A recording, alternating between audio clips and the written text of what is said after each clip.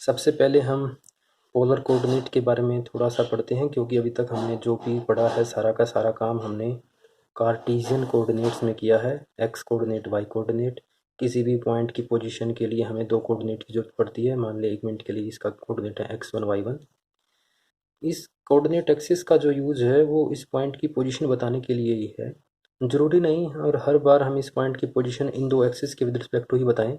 एक नया coordinate system भी है जिसमें हम इस पॉइंट की पोजीशन दो कोऑर्डिनेट्स की बजाय इस पॉइंट का इस फिक्स पॉइंट से डिस्टेंस और इस डिस्टेंस ने आपकी इस फिक्स लाइन के साथ जो एंगल बनाया, कितना एंगल बनाया, उस टर्म्स में भी हम इस पॉइंट की पोजीशन बता सकते हैं।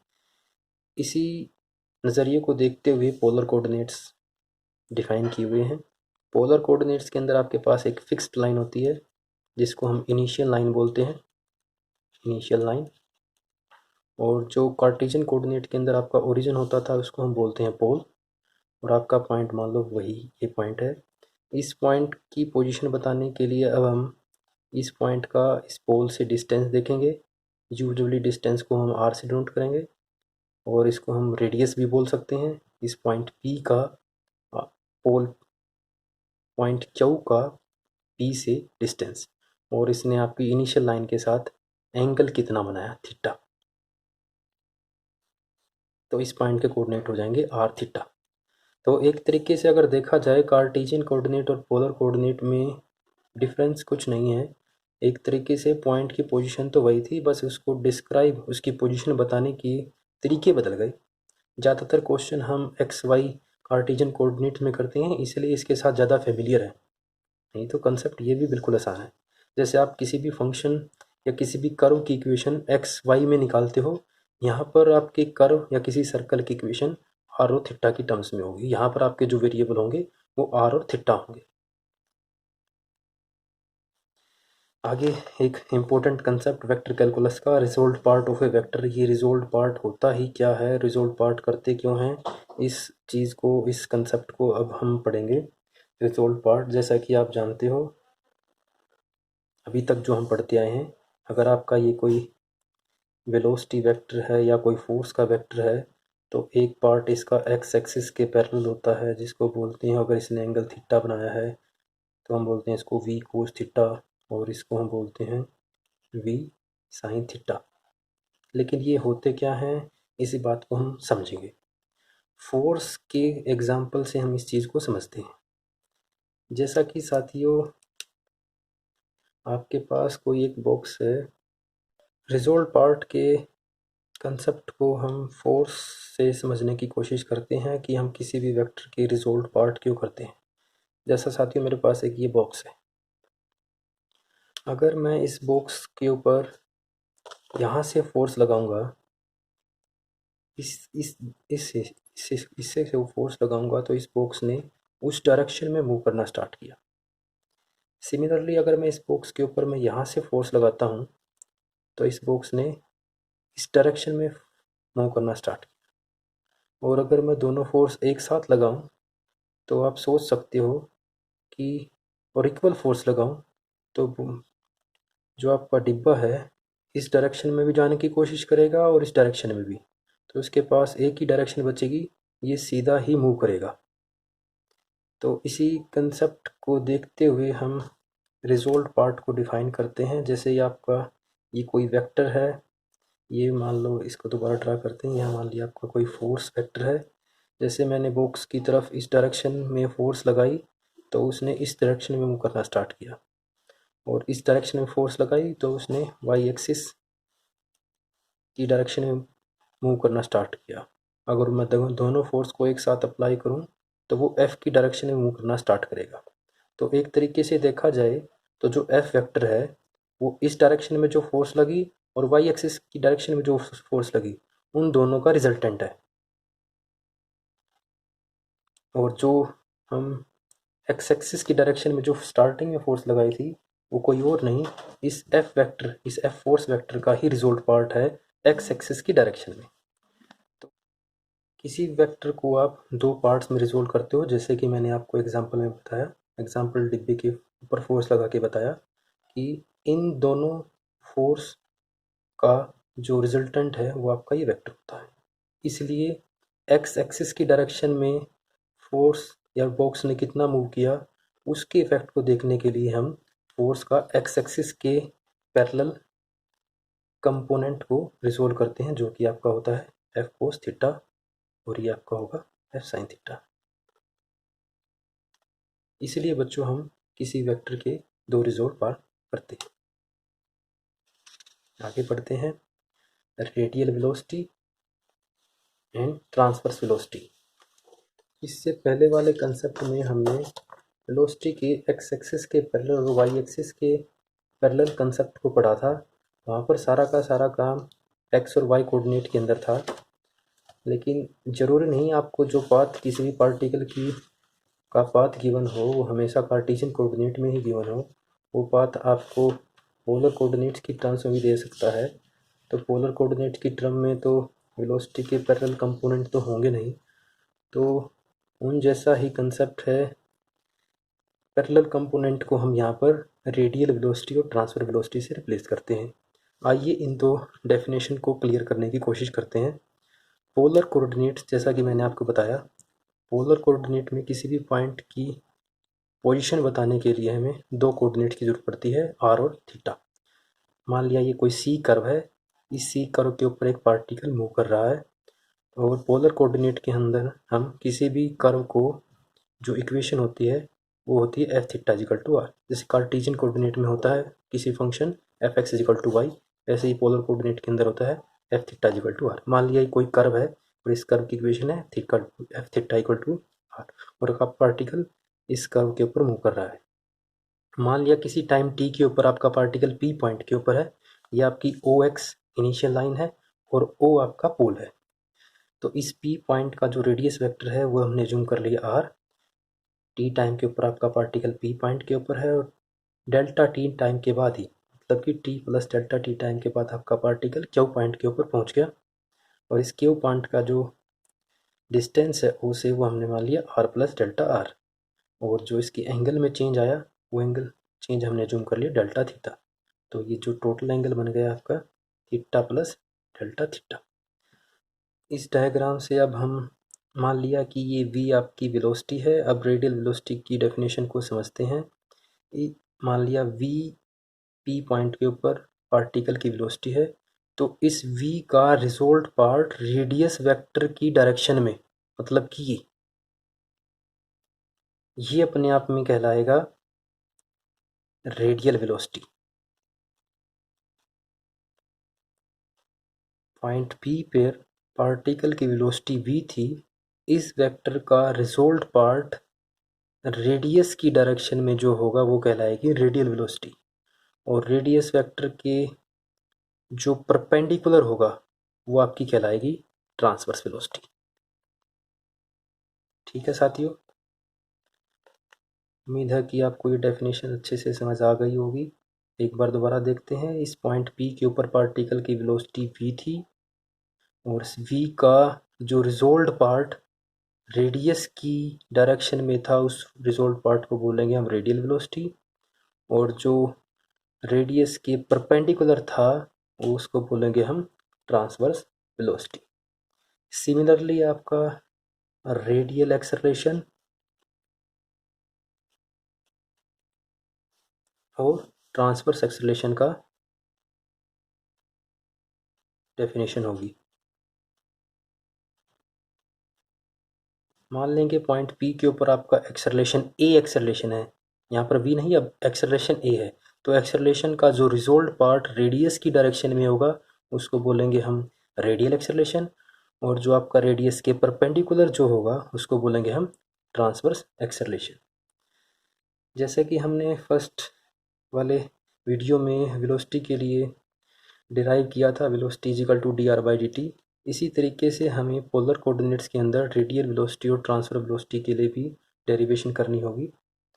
तो इसी डायरेक्शन में मूव करते हुए, जैसा कि हमने अज्यूम किया है कि पार्टिकल इस कर्व के ऊपर मूव कर रहा है और इस कर्व की इक्वेशन है F theta is equal to R और पी कोई पॉइंट है, इस पॉइंट के कोऑर्डिनेट हैं आपकी आर और theta at any time T और क्यू कोई पॉइंट है, इस क्यू के जो कोऑर्डिनेट हैं वो आपके हो जाएंगे आर प्लस डेल आर और थीटा प्लस डेल्टा थीटा।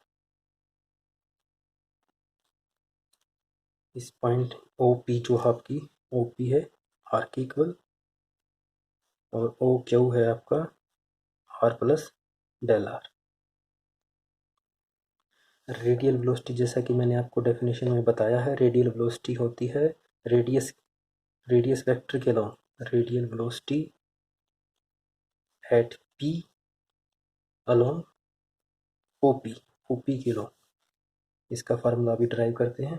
ये आपकी होगी कि पार्टिकल ने डेल्टा टी टाइम के अंदर रेडियस के अलॉन्ग कितनी डिस्प्लेसमेंट की।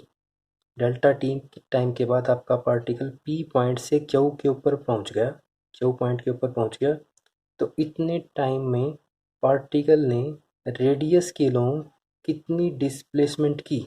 इसको फाइंड आउट करने के लिए हम क्यू पॉइंट से इसके ऊपर परपेंडिकुलर डालते हैं और इसका नाम एम रख देते हैं। तो पी एम डिस्प्लेसमेंट, क्योंकि पार्टिकल पी पॉइंट से क्यू के ऊपर गया है, हमें रेडियस के अलॉन्ग चाहिए थी, इसलिए हमने इस क्यू पॉइंट से इसके ऊपर परपेंडिकुलर डाला। तो जो डिस्प्लेसमेंट है वो कितनी हुई है डेल्टा टाइम के अंदर रेडियस के अलॉन्ग, पी एम और डेल्टा टाइम। और हमें तो वेलोसिटी निकालनी है पी पॉइंट के ऊपर, तो फिर से limit delta T tends to zero. अब हम साथियों इस पी एम की वैल्यू निकालेंगे। पी एम आपका है limit delta T tends to zero, P M है आपका O M minus O P upon delta T.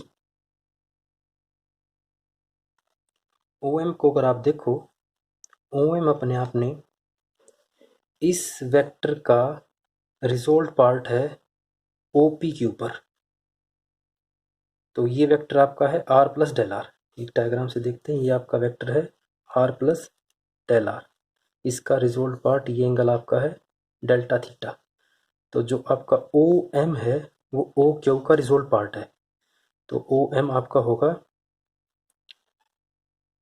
Are plus del are cos of delta theta minus जो आपका ओ पी है, O P कितना है आर अपॉन डेल्टा टी। हम अब कोस delta theta का कोस की जो एक्सपेंशन है उसको ओपन करेंगे, r plus del are cos delta theta की जो एक्सपेंशन होती है वन माइनस कोस एक्स की expansion one minus x square by two plus x four by four factorial. तो one minus delta theta upon delta theta square upon two factorial plus delta theta की power four upon four factorial minus r upon delta T. और limit आपकी साथ के साथ चली रही है, limit delta T tends to zero, limit delta T tends to zero. जब आपका लिमिट डेल्टा टी जीरो को टेंड करेगी, डेल्टा टी जीरो को टेंड करने का मतलब आपका पार्टिकल जो क्यू के ऊपर है वो पी के ऊपर होगा, और आपका पार्टिकल अगर पी के ऊपर होगा तो जो डेल्टा थीटा एंगल है वो किसको टेंड कर जाएगा, जीरो को। तो ये आपकी जो लिमिट है ये कन्वर्ट हो जाएगी limit delta theta tends to zero. और आपकी ये लिमिट अगर डेल्टा थीटा ज़ीरो को टेंड करेगी तो ये जो सारी की सारी टर्म्स हैं ये जीरो को टेंड कर जाएंगी। आपकी टर्म बची R plus del R minus R is equal to delta T. R से आर कैंसिल, ये आपकी आ जाएगी limit delta theta tends to zero delta R upon delta T. Delta theta tends to zero का मतलब यही था delta T tends to zero, तो आप इसको रिप्लेस कर सकते हो limit delta T tends to zero del R upon del T, और ये डेफिनेशन आपकी बन जाएगी d r upon d t. तो radial velocity at P along O P आपकी जो फार्मूला ड्राइव होके आया है वो है आपका formula D r upon d T. मैंने यहाँ पर साथियों डेल्टा थीटा इसीलिए चेंज किया था क्योंकि इस लिमिट का ही मतलब यही था कि अगर आपका डेल्टा टी जीरो को टेंड करेगा तो डेल्टा थीटा भी जीरो को टेंड करेगा। आप यहाँ पर delta T tends to zero भी लिख सकते हो। तो हमने रेडियल वेलोसिटी के लिए डेरिवेशन कर ली है। रेडियल वेलोसिटी का जो फार्मूला निकल के आया है वो आपका निकल के आया है D r upon d T. Similarly हम ट्रांसवर्स वेलोसिटी के लिए डेरिवेशन करेंगे। ट्रांसवर्स वेलोसिटी के लिए जैसे आपका पार्टिकल पी से क्यू की तरफ गया है, तो रेडियस वेक्टर ओ पी, जो आपका रेडियस वेक्टर है, इसके परपेंडिकुलर के अलोंग कितनी डिस्प्लेसमेंट हुई है, कितनी डिस्प्लेसमेंट हुई है पी से क्यू तक जाने तक ओ पी के परपेंडिकुलर जो आपकी डिस्प्लेसमेंट हुई है वो हुई है क्यू एम। तो इस क्यू एम डिस्प्लेसमेंट को ही हमें कैलकुलेट करना है। इस क्यू एम डिस्प्लेसमेंट को कैलकुलेट करने के लिए इस क्यू एम के पैरेलल हमने यहाँ पर एक वेक्टर ड्रा कर दिया। जैसे कि इस वेक्टर क्यू एम को हम यहाँ इस तरीके से समझते हैं, जैसे आपका ओ क्यू वेक्टर था, ये आपका ओ क्यू वेक्टर, इस ओ क्यू वेक्टर का हमने resolve component O P vector के ऊपर निकाला, वो था आपका R plus delta R cos of delta theta. Similarly ये जो वेक्टर है, तो ओ क्यू वेक्टर का ये रिजोल्व पार्ट है इन परपेंडिकुलर डायरेक्शन, तो ये आपका बनेगा क्यू एम, और क्यू एम आपका होगा R plus delta R sine of delta theta. ठीक है, तो ट्रांसवर्स वेलोसिटी की डेरिवेशन करते हैं। Transverse velocity at P is equal to displacement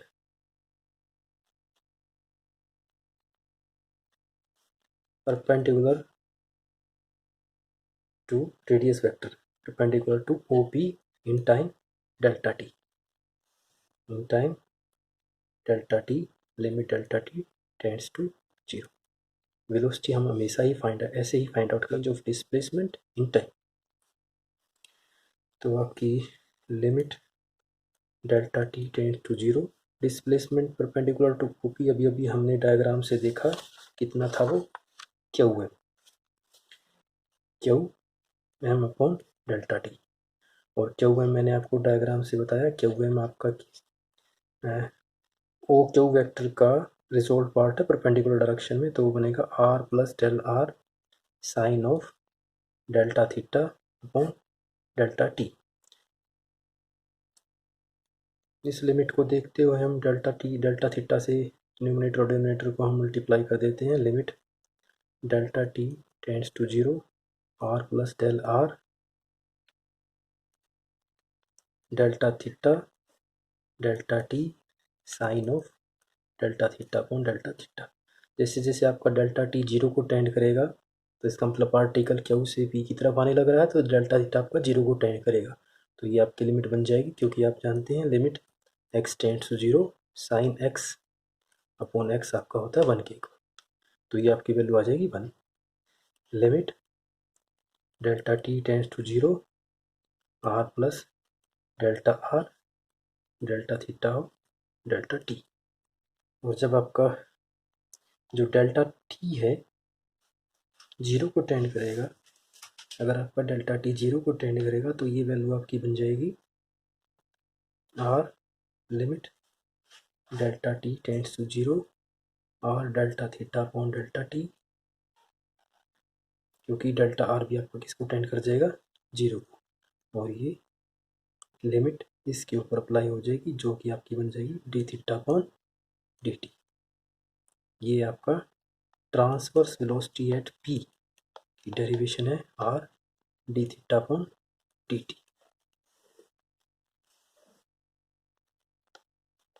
main point इस डेरिवेशन को करने का यही था कि हमें रेडियस वेक्टर के परपेंडिकुलर हमें डिस्प्लेसमेंट देखनी थी, जो कि आपकी क्यू एम थी, और क्यू एम के पैरेलल हमने यहाँ पर वेक्टर ड्रा किया, और ये वेक्टर अपने आप में ओ क्यू का रिजोल्व पार्ट है परपेंडिकुलर डायरेक्शन में, रेडियस वेक्टर के परपेंडिकुलर डायरेक्शन में। यही मेन पॉइंट था इस डेरिवेशन के अंदर।